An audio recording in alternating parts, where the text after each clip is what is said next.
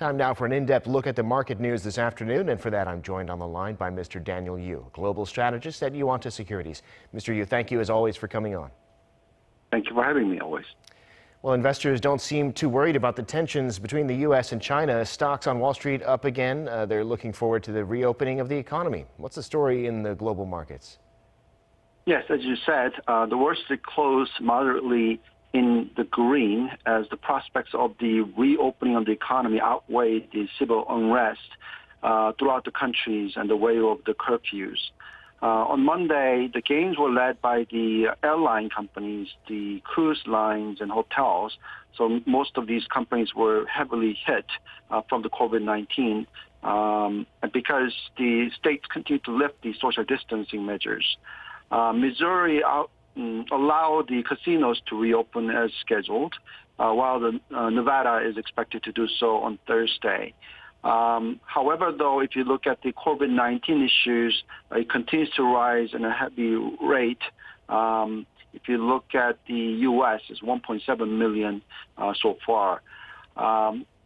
Looking into tonight, it seems that the futures market continues to do strongly as the S&P 500 futures are up about 0.1% and NASDAQ futures are up about 0.29%. So clearly this is actually adding more boosting measures to most of other countries as well, with the dollar remaining quite weak, affecting money flows into the emerging market.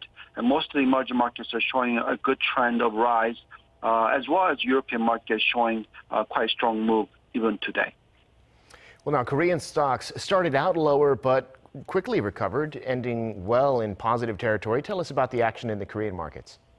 Yes, as you said, Korean equity market started weak because of the concern about the U.S., but rebounded quite sharply, and it ended at 1.07% rise for Kospi and 1.07% rise for the Kosdaq as well.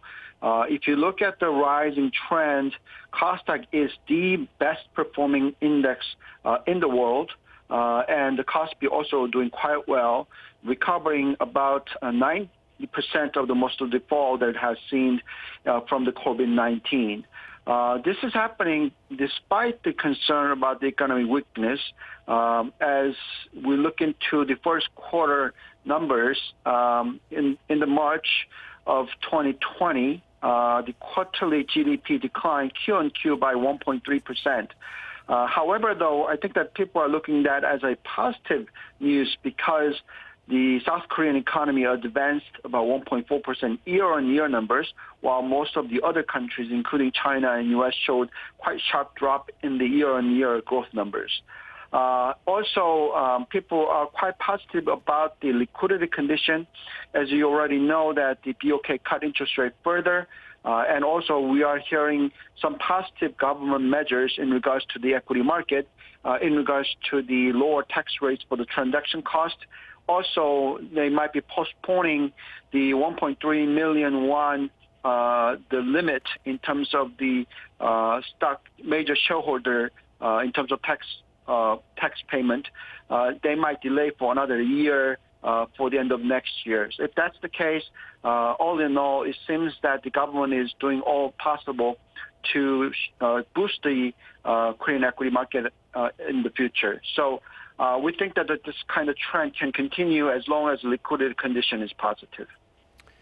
Well, looking at the economy, according to statistics, Korea consumer prices fell in May. For the first time in 8 months, again, talk of deflation cropping up. What's happening with prices?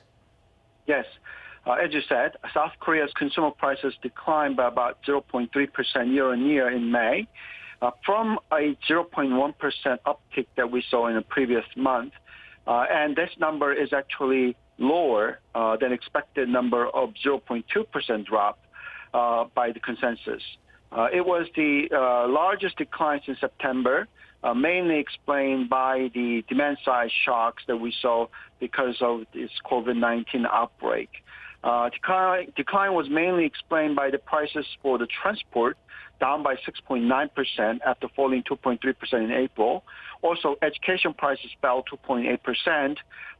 And in contrast, prices for food and beverages climbed about 2.4%. On a monthly basis, consumer prices fell 0.2% after declining 0.6% in April, matching the expectations.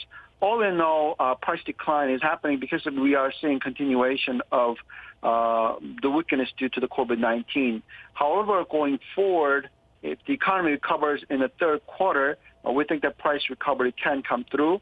Also, government is doing more aggressive measures to boost the economy. That could have positive implication for the consumer prices in the future.